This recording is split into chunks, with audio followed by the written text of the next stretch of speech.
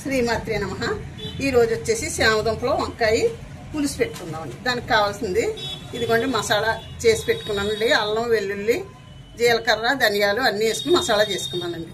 ఇదిగోండి శామదుంపలు ఉడకబెట్టి పెట్టుకున్నాను. ఒక వంకాయ, 6 పచ్చిమిరపకాయలు, ఇదిగో చూడండి కారం, ఉప్పు, పసుపు తగినంత, ఇగో చింతపండు నానబెట్టుకుని పెట్టుకున్నానండి.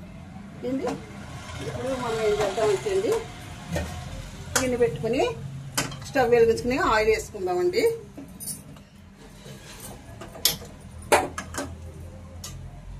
ఆయిల్ వేసుకుందాము. ఈ ఆయిల్ కాగిలోగల వంకాయ గట్ట కట్ చేసుకుంటానండి. చూడండి ఆయిల్ వేడెక్కింది. ఇప్పుడు మనం ఏం చేద్దామంటే పచ్చిమిర్చి వేసుకుందామండి. ఇది చూడండి పచ్చిమిర్చి మసాలా కూడా వేసండి. చూడండి మసాలా వేసింది కదా, మసాలా వేసింది.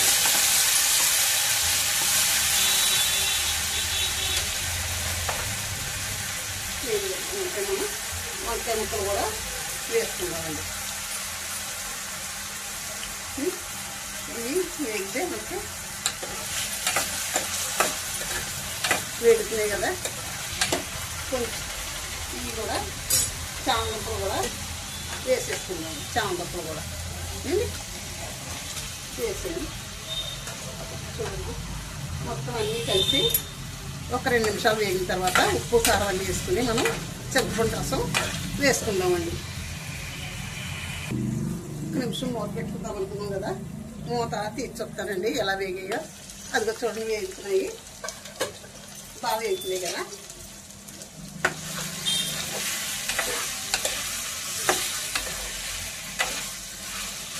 ఇప్పుడు మనం ఏం చేయాలంటే ఈ ఉప్పు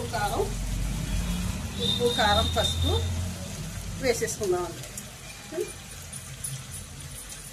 వేసేసి చూడండి 1 నిమిషం ఇలాగా కలుపుతాను. కలిపిన తర్వాత మనకి చింతపండు రసం వేసేసుకుందామండి. అంటే ఈజీగా కూడా అవుతుందండి. మనకి చామదుంప పులుసు చాలా బాగుంటుందండి. బెల్లం చెప్పడం మర్చిపోయానండి. బెల్లం ఏంటంటే నేను చింతపండు రసంలోని కరుగుతుంది కదా అనేసి వేసేసానండి. కొద్దిగా కొంచెం వాటర్ వేసుకుంటే మనకి ఇలాగా ముక్కలన్నిటికీ కూడా మనకి ఉప్పు కారం పడుతుందండి. 1 నిమిషం మూత పెట్టుకున్న తర్వాత మనం చింతపండు రసం వేసేసుకుందామండి. ఏంటి 1 నిమిషం మూత పెట్టుకున్నాము. ఆ తర్వాత చింతపండు రసం తీసుకుని వేసుకున్నాము. ఇదిగోండి చింతపండు రసం వేద్దాము. చూడండి అదిగో మగ్గింది కదా.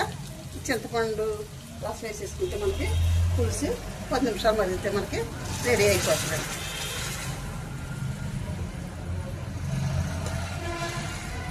చామదుంప పులుసు ఇందులో గుడ్లు వేసుకోవచ్చండి, ఎండీలు వేసుకోవచ్చు. ఏంటంటే కార్తీక మాసం కదండి, అంచేత వేస్తానండి.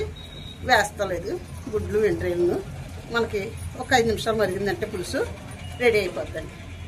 చూడండి చాలా బాగుంటుంది కదా. మనం మూత పెట్టుకుంటే తొందరగానే మరిగిపోతుందండి. ఏంటి మూత పెట్టుకున్నాము. మూత తీసుకుని చూసుకున్నాము చామదుంప పులుసు ఎలా మరుగుతుందో ఒకసారి. అబ్బా సూపర్ మరుగుతుందండి. చూస్తుంటేనే నూనె అవుతుంది. చాలా బాగుందండి పులుసు అయితే. చూడండి చిక్కగానే వచ్చింది. ఇంకొక నిమిషం మరిగితే మనకి పులుసు రెడీ అయిపోతుంది. కట్టేసుకుందాము. అబ్బా ఉప్పు కూడా సరిపోయిందండి. చూడండి చిక్కగానే ఉంది పులుసు. ఇంతగా చిక్కగా అయిపోయినా బాగోదులేండి. చూడండి వంకాయ ముక్క కూడా ఉడికిపోయింది. చాలా బాగుందండి పులుసు అయితే. సరే అండి చూడండి షార్ట్ కూడా పెడతానండి.